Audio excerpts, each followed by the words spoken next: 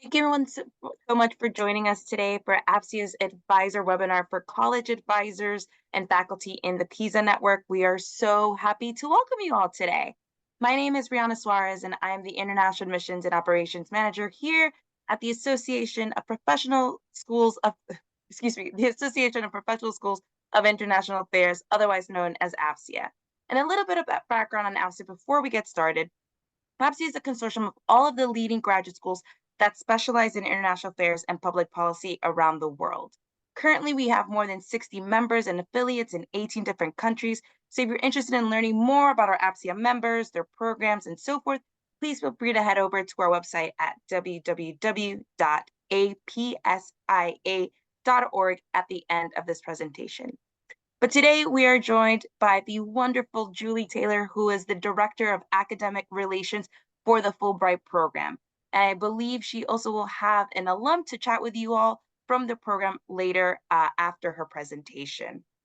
They will present specifically on the Fulbright US Student Programs. Throughout the presentation, I encourage you to put your questions in the chat box. We will have a Q&A session at the end of the presentation, so please feel free to add any and all questions you may have there. We'll make sure to get to it after the presentations. But with that, I am going to turn it over to Julie. Please feel free, Julie, to introduce yourself and then take it away from there. Thank you. Great. Thank you so much. And it's a real pleasure to be back with APSIA.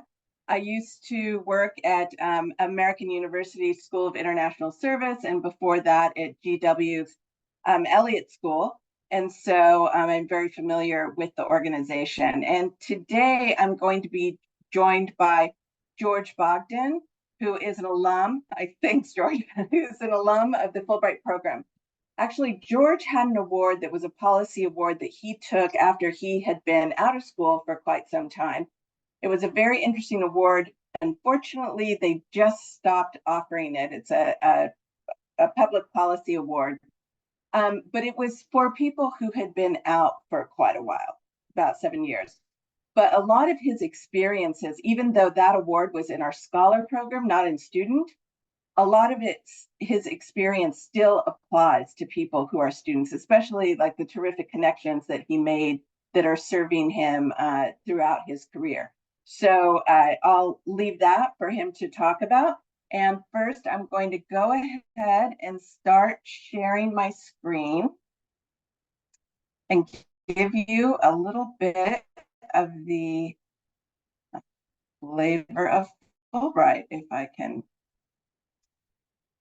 get the sharing to work. Let's see about this.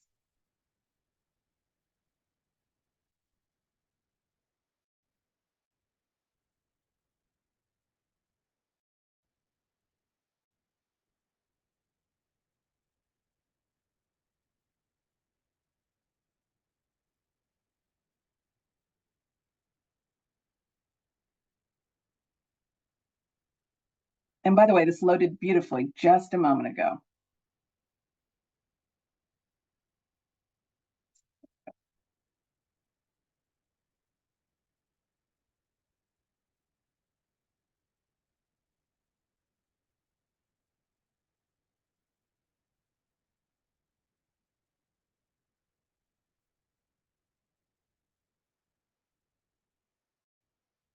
Okay.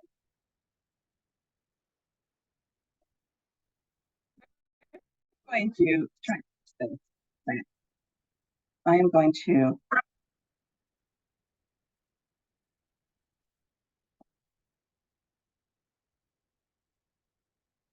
okay, one moment, please.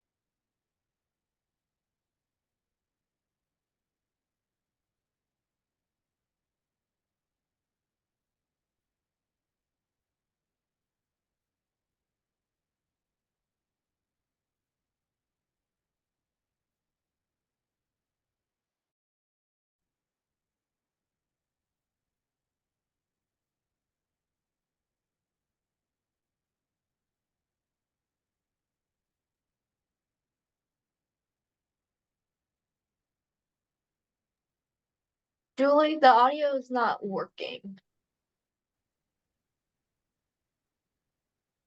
No, it's not working? No, we can't hear it. Okay, the audio is not working on that. Okay, I'm very sorry about this. I have no idea why that's a problem, but let me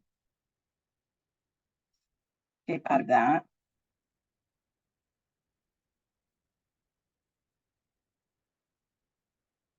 And we'll go ahead and we'll just start the presentation. So I'm sorry about that. What I'll end up doing is I'll just send you the video. And you can watch it at your leisure. So let's go ahead. So for those of you who don't know about the Fulbright program, the mission of the program is to foster mutual understanding between nations, advance knowledge across communities, and improve lives around the world. Now, I'm going to come back repeatedly to the mission because that is one of the most important things for you to address inside of any Fulbright application. I know that for a lot of programs, you're really asked to focus on the viability of the project. And that's important when you're doing a Fulbright application. They want to be sure that you're going to be successful in whatever it is that you're proposing. But what's more important to Fulbright, and you'll get more of a sense of why this is the case later, but what is more important to Fulbright are these things that come from the project. So the relations that you create, the longevity of those relations, what you bring to the country that's hosting you, and what you'll be bringing back from your experience. So remember, you will be describing your project inside of the application, but right up front, you want to be saying something that directly addresses the Fulbright mission. And to give you a little more idea of why we have this mission, the program was created in 1946. So after World War II, they sold many of the armaments that were left in Europe, and that was the original funding for the Fulbright program. So it's truly a swords to plowshares story. And it was created by the US Congress. It is now sponsored by the US State Department's Bureau of Educational and Cultural Affairs, and then it's implemented by IIE, which is the organization that I work for. And it's been around for 76 years. So the US student, it's both the US student program and the scholar program that have been administered since their inception by IIE. And they're not just administered by IIE and by the State Department, they're administered by binational commissions and US embassies. So it's actually a treaty relationship that we have with those countries. It is the foundation of any type of Fulbright opportunity. And in fact, it's the largest person-to-person diplomacy program in the world. Now, I know that a lot of you might not be thinking of signing up for a diplomacy program. If you wanted to be a diplomat, you might have gone on for a State Department position. If you are interested in a State Department position, this is a great way to start off because the government is very interested in hiring people who have been a part of these types of US State Department funded programs. But even if you're not, even if you have PhD students who are interested in going on to become professors, if you have students who are interested in going on into human rights organizations or other NGOs, these are terrific opportunities for them to have that sit and soak international experience and to create the type of very deep relationships that are truly lasting and will serve them throughout their careers. Right now, we're in, I think, the most recent count was 143 different countries for the Fulbright program. So we have awards in all of those countries. Another thing that's very notable is not just sort of the special mission of the Fulbright program, but also how Fulbright is elite but not elitist. We're looking for people who are able to do what it is that they propose. They don't have to be straight A students, but if they're explaining what it is that they have to bring and what they're going to get out of it and how it's going to serve them, then that's the main thing that we're focused on. Beyond that, we're interested in people who are from all different backgrounds. And again, this ties back to the mission of the program and the fact that it's being funded by the State Department. They want people representing the United States, in all forms. So they want people from all different types of lived American experiences, from rural areas, HBCUs, people who went to community college and then matriculated, people who are recent US citizens, people who have, all sorts of different types of backgrounds. So another thing I want to emphasize here is that whereas a lot of programs are looking primarily at they want the elite student, imagine how important it is for Fulbright that the student is resilient, because we know that when people go abroad, whatever their plans are, they're going to change and probably change rapidly when they get in the country. Just what you envisioned maybe isn't there or has to be accessed another way.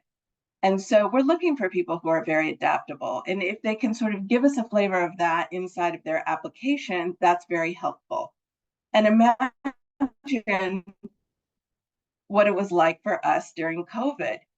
We had a lot of people overseas. They had to adapt to a very difficult situation. A lot of times we didn't know how long it was going to take for us to be able to get people back home. We had people who didn't want to go back home. So we were dealing with a lot of different things.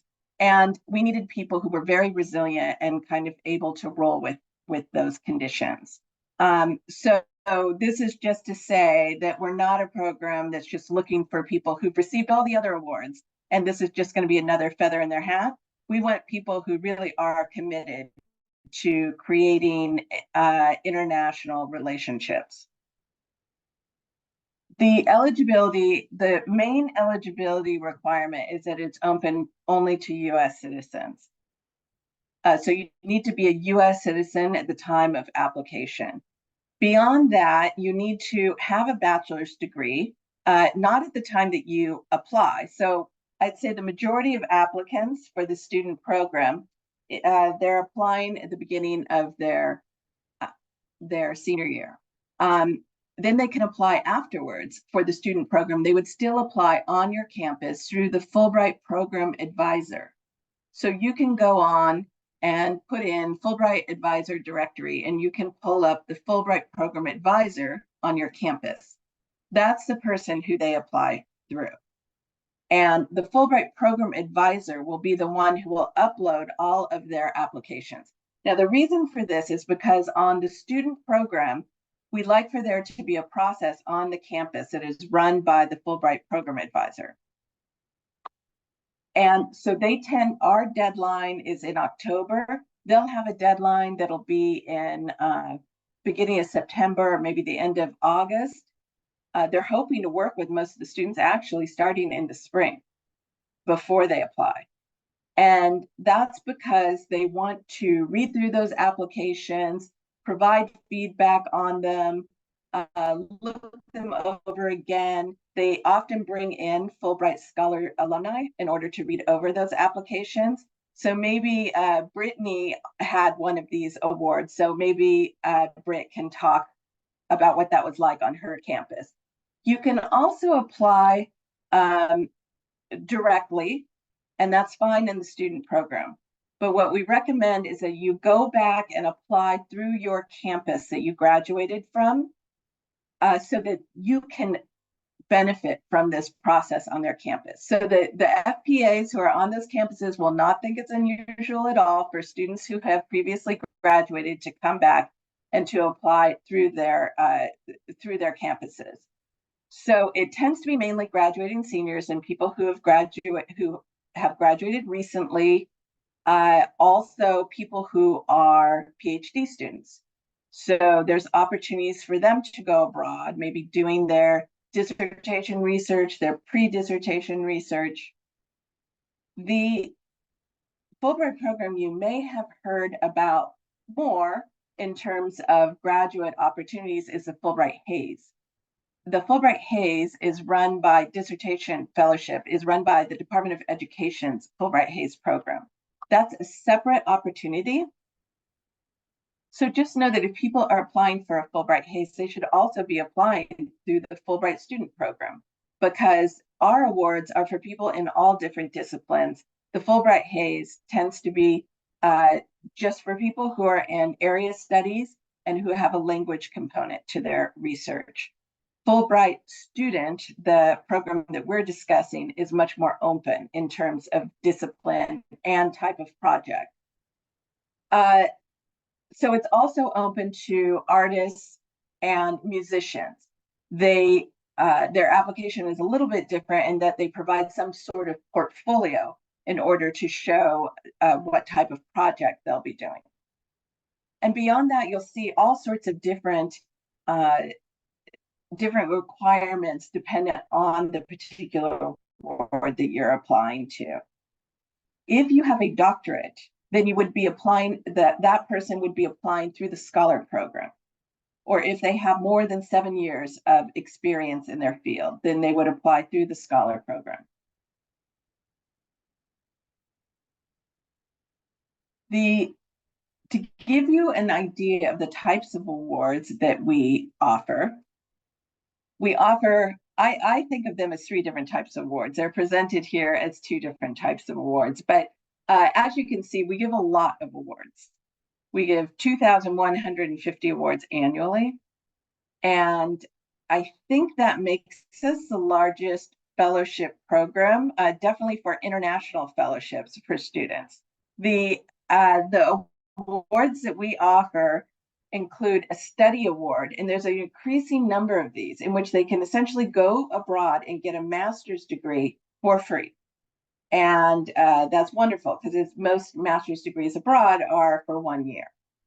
And so this is the fastest growing part of the, I always say catalog, but of our awards. And so they can go for that. They can go for a PhD program. So it doesn't cover all the expenses of their PhD program, but they could get the first year covered. And a lot of times the institution, being well aware that Fulbright is a prestigious program, will be offering other funding for them. Now, their application on these study grants, their application to the university is separate from their application to Fulbright. They'll be applying at the same time, which means we'll have people who will get a Fulbright. They may not get into that university. We'll have people who will get into the university, and this is more common. They get into the university, they don't get the Fulbright, and the universities often will provide funding anyway, because they really like having these Fulbright candidates coming to them. And they've been very successful graduates in the programs that they've been placed in. So the other type of award in this category is research grant. And this is sort of the traditional Fulbright student grant. People go, they propose a project. When I was a professor, I had a student who proposed to speak to Islam, who had been elected in local elections in Morocco, to see what they would do once they were elected to political office, as a way of learning how Islamists might behave when they're elected to more senior level offices. So really, it can be almost any type of project, artistic project. On most of these, though, you're tied to some type of organization. So you've already made some contact with a university, with an NGO, with some type of research organization that's going to be hosting you. And they tend to be from 6 to 12 months. Obviously, the study awards are for an academic year. And then the largest part of the program, and the one that Britt had, was an English Teaching Assistant Award. We give 1,250 English Teaching Assistant Awards per year, and they vary considerably. So they're for 8 to 10 months. Some people, they'll write in their preferences, but they get placed in this program. So you may say that the person may say that they really like working with younger children. And so they might be placed in a school in which they would assist them in their English. They might be placed at a university. They might be placed at an education abroad office for the US government, in which they're helping people with their applications for going to school abroad. There's all sorts of different ways that English teaching assistants help out. And that award is offered in over 75 different countries. Now, there's a lot of sort of benefits that come along with the awards. There's a round trip airfare is included. There's a monthly stipend. It's supposed to cover your in-country costs. So if you're carrying a mortgage, it's probably not going to be enough to carry both at the same time. There's an accident and sickness benefit. It's mainly for emergency. So if the person can stay on whatever their current insurance is, that's even better. We provide the TESOL fundamentals course for those who will be teaching as English teaching assistants. And other potential benefits that are worth pointing out here are, after the grant, you're eligible for you have non-competitive eligibility, hiring status within the federal government. That's very difficult to get these kind of beginning jobs in the federal government these days, because so many different groups have non-competitive eligibility. So it actually is a terrific perk for people wanting to go into to government work. The Fulbright Association here in the United States is a wonderful way to network with other Fulbrighters. It can kind of support you throughout your professional development. But then there's also these really terrific alumni associations associated with many of the countries that are involved. So not every country has one, but Finland, Germany, they have their own Fulbright associations, and they will feature and highlight the work of their Fulbright alumni. The another benefit is, if you have federal loans, or I think it's mainly federal loans, they can be deferred for the year that you're in the Fulbright program, payments on those.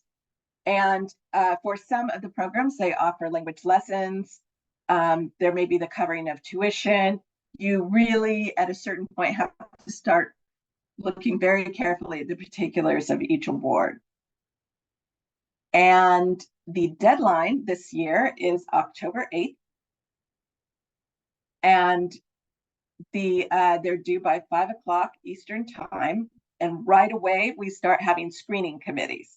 So these screening committees are typically, a lot of them are alumni of the program.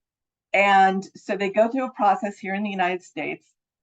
And then towards January, or by January, you should have heard whether or not you've made it to in-country review. Then at that point, your application is sent out to whatever country you applied for, and then they do their own round of review.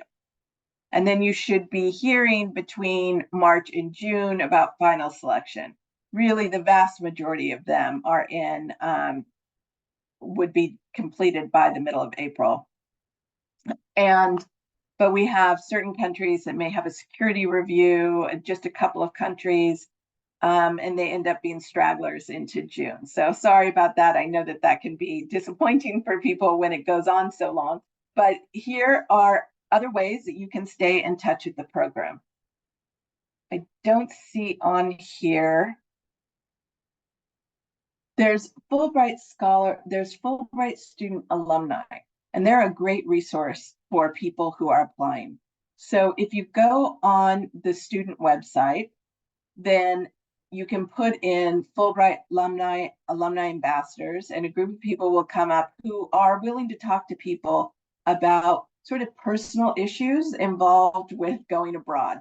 Very important, but personal level issues. So how do you get housing in this area? What is it like if you're bringing dependents? What is it like to date in this country? What is it like for LGBTQ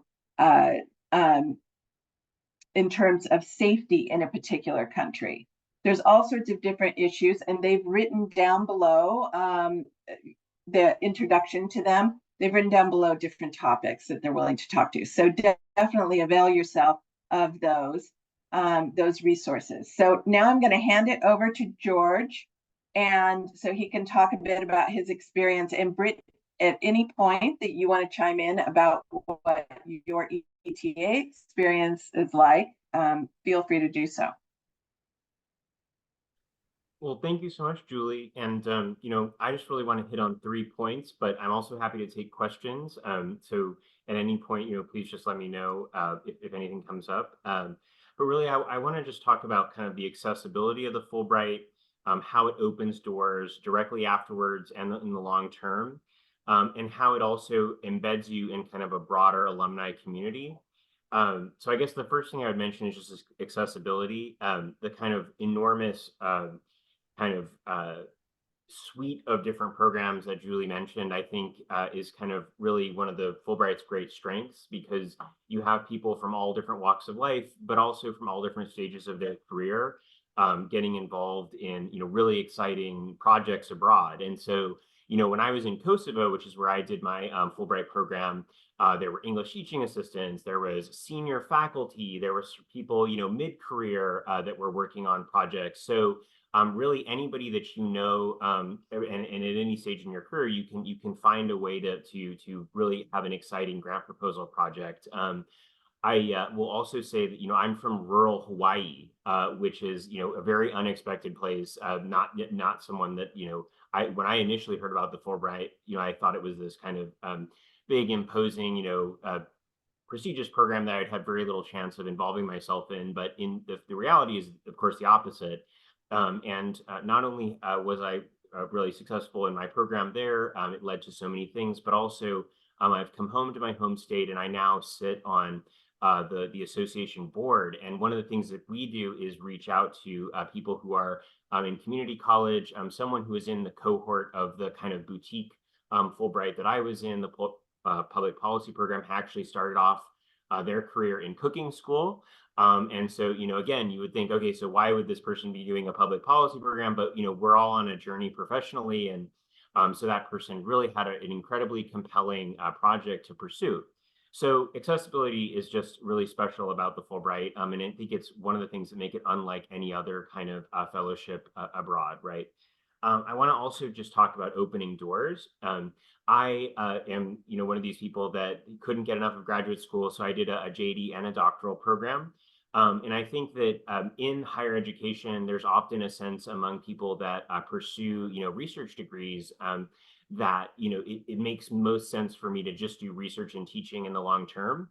But in reality, you can do so many things with a master's or a PhD outside of just academia.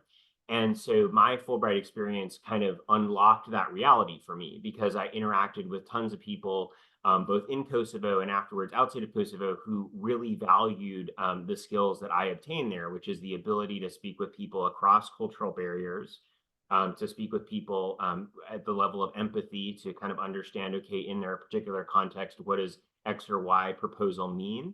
And those soft skills are just enormously valuable. So I have to say that in every interview that I've had, and I've been lucky to hold a few different posts, both in the private sector. I'm a practicing attorney now at a top 10 law firm in the United States, but I've also been at think tanks in Washington, D.C. The Fulbright always comes up. People are just fascinated by it. They want to know what I picked up there. So that's I think crucially important to recognize, is that it's a launching pad, it's a pivoting opportunity, but it's also a way to kind of enhance what you already have going on.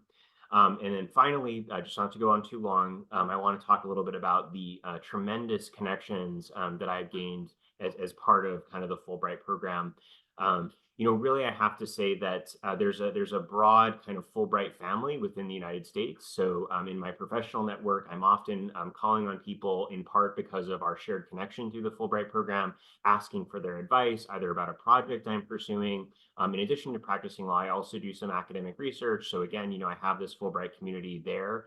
But then also, there's a kind of Fulbright, I think, promotes the kind of soft power of the United States in a really nurturing way.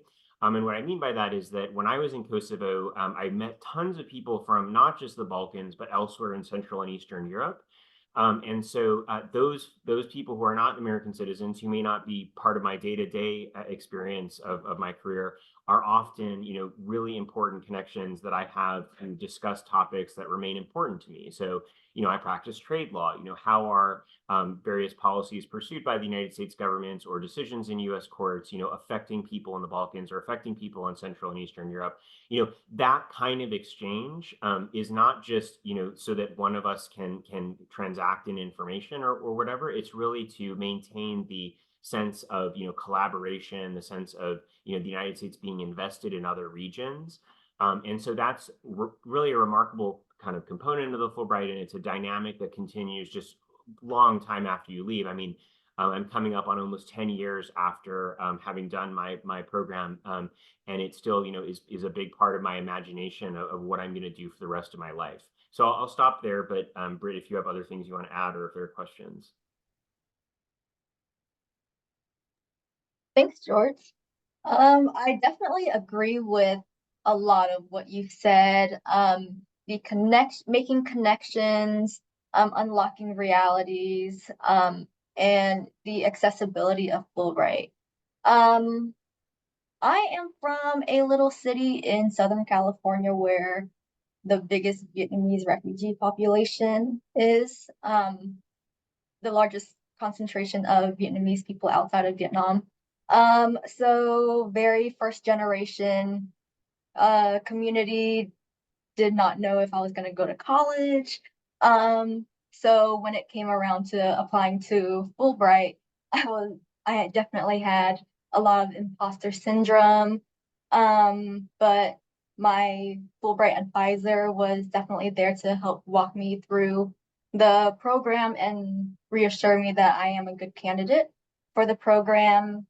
Yeah, unlocking doors. I definitely think that it helped launch my career. I think that it was a big factor in me being able to go to graduate school for international affairs as well as continue working in international education as I am now. I don't have too much to add, but I will take any questions y'all have for me. Sorry, Julie, I go ahead. wanted to answer a few of the things that you were asking questions about, Britt. So Britt put in a link to Fulbright Program Advisor. So I'd say the first step is to really make sure that you're in contact with that person, and seeing how much you can help them through this process of getting more people through. If you're on a campus, I know that not all of you are. And then if you have people in your organization who are needing to figure out who the FPA is at their prior institution, that's the link that they would use. And then I put in a link for the scholar directory. And the reason why I put it in is because if you're doing one of the research awards, or you're considering, or if someone's considering going to study abroad, they can look at where our scholars have gone before, and they can contact those folks, because our alumni are very, very helpful. Even if they're not a formal alumni ambassador, I'm sure they'd be willing to talk to them. And they can talk to them about what it's like on that campus, and perhaps hook them up with someone who could be a good, who could provide a letter of invitation if that is required, or who could tell them more about the program, whatever it is that they need to help them help facilitate that, those connections. Because we find at a lot of schools where it's not going to be as common for the APSIA folks, they're quite connected, but for some people, they lack those connections abroad. And so, utilizing our alumni can be very helpful for them. You can also see it the other way. So you can, if you do US Scholar Program, you'll get the people who went overseas. And then if you put in Visiting Scholar Program, through that directory, you can see the people who came to the United States from maybe institutions you're interested in going to. So it's a helpful resource.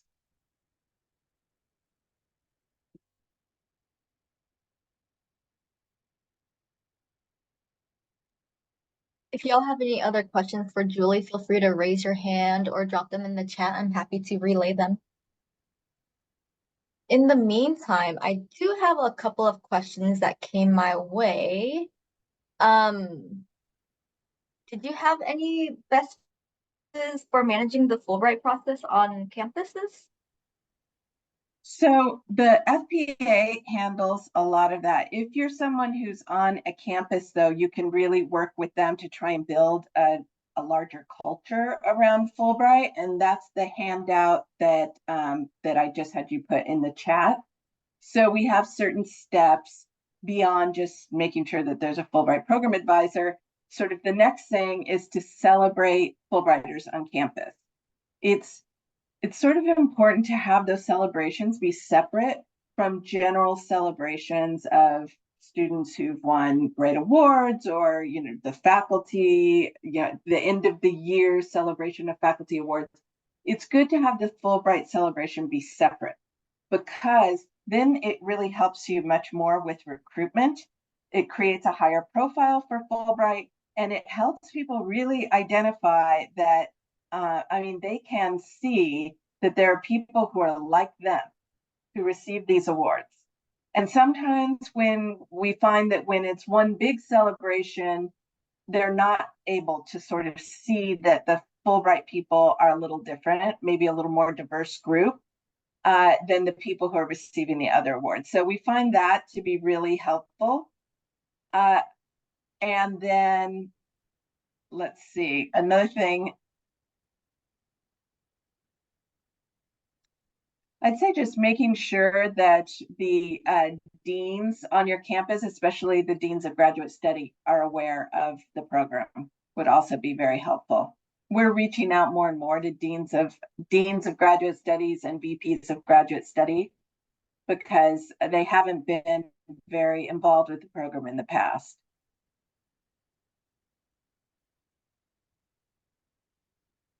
Thanks, Julie. What would you say is the hardest part of the application process, or the part that applicants struggle the most with? I think it's making the contact with the foreign, with the hosting organization, because they're sort of having to do that on their own. Or it's the one that intimidates them the most before they begin it, and then it can also be a bit of a pain. And part of the reason for that is because in many countries, people just are not in during the summer. And people tend to think, well, I'm going to really work on my Fulbright application during the summer. So that doesn't help the situation. So it really is good to get people started in the spring if they're going to be needing to make that connection. Now, with the English Teaching Assistant Awards, you're not having to do that as much. Beyond that, I don't think the applications are too arduous.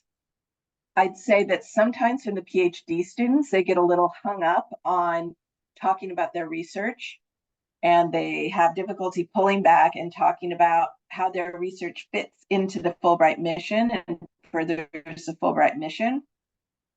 But I'd say that those are sort of the two main things I've seen. I just wanted to chime in a little bit on that point. Go ahead. Go ahead. Okay. Yeah. So basically, I often am advising people, in the social sciences about pursuing, research abroad. And one thing that I kind of advise people to think about is, in political science, you're often allowed to ask whatever questions you want. And that's very important. But when you're part of a public diplomacy kind of thrust, I think it's very important to ask how sensitive questions and asking them might be perceived in another context. And so there are many bites at an apple, right? So one person that I was advising, was interested in kind of examining what they refer to as like subversive theater. So theater that was questioning, the government's authority. And so, obviously fascinating research, probably very important. I'm not from, her field, sociology, so I can't really speak to, the significance of the research, but it sounds like something that could be, really an important subject. However, you're, I think, going to want to put the topic in a slightly different way when you're asking to be the guest of another kind of government in another place. So, maybe instead of, framing it in those terms, talking more about, how theater is evolving and what that says about culture and society, and not sort of putting such a fine point on it, because in the end, it's about preserving and enhancing, those kind of relationships. So, I had my own struggle with this when I was shaping my application to go to Kosovo, right? And I was very careful to, portray, my research question as being one that would not, really upset or concern, people in the other contexts. I don't know if that's, correct or not, but that's sort of been my experience. I think that's very useful. Thank you. Yeah, I also got that advice, which I think is very good advice. The way you put it, you're a guest in another country, definitely. Yeah. But But other for questions APSIA schools, realize that the person is an ambassador of their lived U.S. experience when they go abroad, but they should also be considered an ambassador of your institution. So if you're trying to raise the profile of your institution abroad, you should be using this as an opportunity. And they can go abroad and talk about your school. And so many times we end up seeing an uptick in applications after a Fulbrighter's been on a campus. Right. I have a question here. If there is not a Fulbright advisor on your campus, what should advisors do to become a Fulbright advisor or help their students either way? So there should be, I just wrote that memo yesterday that was put in. So there should be links in it for how you can become a Fulbright program advisor. There's a description of the approvals that you would need for this. It's not very much. And then we will provide training. So if you're from an MSI, then we provide the training for free. If you're not from an MSI, we'll have things available online, or you're welcome to come to any of our trainings. It's just it's only for MSIs that we have the funding to cover the costs. That is very good to know. I will let our folks know. Okay. Training. Thank you for sharing that. And okay, go ahead. I'm curious about sort of where these folks are on their campuses. Which offices? Sure. We can vary? Yeah. Folks in the PISA network are academic advisors, career counselors, some are faculty, some are internship advisors. They're all over. Okay, so we have an International Education Administrators Award.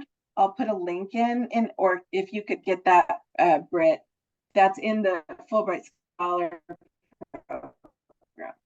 And for certain countries, like France, they're looking for people who are more senior, like provosts or presidents or deans. But for countries like Germany, Taiwan, Korea, they're very interested in people who would be student advisors or career advisors. So that's a professional opportunity for you. You go abroad for 2 weeks and you're with a cohort of your peers from other institutions. And I have to say, a lot of times people stay in touch with their cohort for years later. So that becomes very important for that group alone becomes very important for their professional development. But when you're overseas, then you learn about the educational system in that country. You visit many universities, many research organizations, different organizations in those countries. And you can explore whether or not there are opportunities for partnerships. either something more formalized in an MOU or maybe something that's less formal. But it just gives you a real flavor over 2 weeks of what the possibilities are in that country. So we have them in Korea, India, Taiwan, Germany, and France. We have a new one for HBCUs that's 1 week in France and 1 week in Senegal. Oh, and India. Sorry, I always forget that one. Important one to remember. Thanks, Julie. I am dropping these links in the chat for anyone who needs to access them or would like to access them. Other questions I have from the audience. Let me see. This is an interesting one. Is Fulbright still doing any virtual programs? I don't know if that was ever officially the situation with COVID. I know folks had to leave in the 2019-2020 academic year, some folks. But yeah, are there any virtual options with Fulbright at all these days? No, because the program is so focused on person-to-person diplomacy, then there was only a short period during COVID where people could be attending classes, for example, from their home. And as soon as we were able to safely get people back together, that's what the program turned to. Now, there's many more COIL programs that are out there. It's just those programs are not located in the Fulbright program. Okay. A lot of our alumni, scholar alumni, end up going on and creating long-term COIL programs based on their experience, where they link their classrooms with a classroom abroad. Ooh. Okay. All right. I kind of want to talk about non-competitive eligibility. It's awesome. And I would like to know how many people capitalize on it and how Fulbrighters can better capitalize on it, take advantage of it. Yeah, we don't know how many do. One of the issues is that people are so busy in country that it's not like they're sitting around filling out applications for federal work. They a lot of times wait until they come home. But as all of you know, being from APSIA schools, federal applications take absolutely forever. And so if they are considering this route and if this interests them, then they might want to make some time for those federal applications while they're actually doing their Fulbright. Okay. Okay, thank you. Let's see.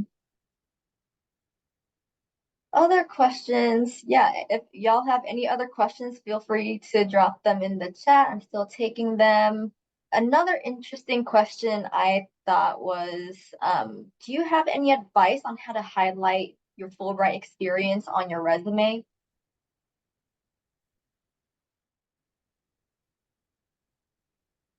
George, go ahead. Yeah, so I'm a big believer that you tailor a resume for every kind of opportunity that you're really shooting for.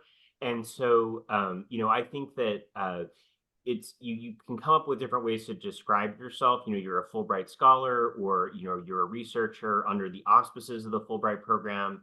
And then kind of honing and really picking and choosing what elements are the Fulbright are directly applicable to job experiences. So I was offered a job on the Hill, and I think I didn't end up taking this job, but a lot of the what I kind of highlighted was the interaction that I had had with international institutions like the OECD or the OSCE. And so it may seem like common sense, but it's really, I think, important to think about the Fulbright as this kind of collection of experiences. And so, if you're applying for a job in academia, I think it's very valuable to describe yourself, as a visiting graduate exchange student at a particular institution. If you're trying to get into civil society, there's a way to describe the Fulbright as being, a cultural diplomat, or however else you'd like to put the experience. But I do think it's all about, kind of thinking about what about the Fulbright really fits with the particular job that you're going for. And it is a very elastic experience. There's so much in it. So then that's been my experience. Yeah, on the CV itself, it just looks like a feather in the cap because it's usually under awards on a CV. But in an application, people often do not. I'm your student advisor, so of course you know this. The students often do not express what is truly important for employers about their experience. And so they need a little help in this area. The fact that things did change when they hit the ground, and that then they had to adapt to that, and that they were dealing with people who in all sorts of different types of contexts in which they did not know the rules of that society. They had to listen and adapt. I mean, those are really important skills, and a lot of employers don't know how to teach them to their employees. And so knowing that somebody has already had this experience, and such an extreme experience of it, I think is really important for employers. Just the fact that they won a Fulbright is lovely. And I think, just as a heuristic, I think that it means that you're a cut above. But the real interpretation of the experience is where you can create that appeal for employers. Right, right. Thank you, Julie. All right. I think that is all of the questions that I have. I'm sorry, one more. I'm sorry, and I should probably know this, but is there a APA requirement for getting a Fulbright grant? No. Okay, great. Yes, that was the final question I had from the audience. So at this time, I'd love to pass it to Julie and George for any final comments before I close out our call today. One thing I forgot to mention is that on some of these, in some of these processes, when the application goes to the host country, sometimes there will be an interview. And that is something that also the Fulbright Program Advisor will help the person with the interview, and typically do a practice interview for them. And it really varies what types of questions they'll ask, but at least a Fulbright Program Advisor, after a few years in the job, gets a better idea of that. So that is one thing I wanted to mention. But other than that, if you have any questions, I'll put my email here, and feel free to reach out to me, and I can put you in contact with the folks on the student team who can probably answer your questions in more detail. Awesome, George. Yeah, I mean, I would just say that, the application in kind of the great scheme of all applications out there is not tough, but when you're working full time or you're trying to get through a semester, I know how hard it is to kind of complete all of these little components that have to get done. And so I just really urge people, start thinking now. You can get what the application is asking for, and you can create a Google Doc. And once every weekend, you can go in and do a little snack writing, put in a paragraph, and then all of a sudden, most of the components of the application are done. And it's just a matter of workshopping or thinking through again. But that requires, starting 6 months in advance. The situation you don't want to be in is, oh my gosh, it's due in 2 weeks. I haven't started at all, but I really intended to. And then, in the same vein, I think that it's easy to lose motivation, at the end of the kind of, once you're getting up to the deadline. And I just have to say, this is a really worthy investment to make in your kind of professional progress, because, I went to a very good undergraduate institution in Yale, and now I think only 12% of people at all do any study abroad. And so you're in this tiny bucket of people, if you do a Fulbright afterwards, of people who've really, taken the time to do an investment abroad in gathering knowledge. That's it's kind of, it's obvious to say this, but at the same time, I think people forget the real value of knowing how to interact with people from a different cultural context, and all the competencies that requires. So those are kind of my last points that I would make. Thank you, George. Yeah, cannot understate what you said. The type of experience it is unmatched. And the application process, it is something that you should look at kind of long term. I agree. That's why advisors suggest that you start earlier. I would say it's kind of a mini graduate school application, to be honest. Just thinking back, comparing the experiences, I would say the components are pretty similar. And I think I pulled a lot of my Fulbright application materials and used it for my graduate school application. I just tweaked a lot of it. But yeah, thank you so much, George. Thank you so much, Taylor. I'm sorry, not Dr. Taylor. And thank you for all the advisors who joined us here today. It was such a pleasure to welcome back the Fulbright team and also continue to work with them on better educating our advisors on the types of opportunities out there for them.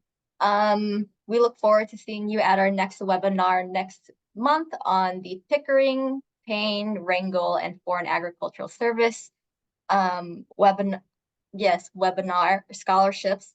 And with that, I will let y'all go for the rest of the day. Thank you so much, everybody. Thank you.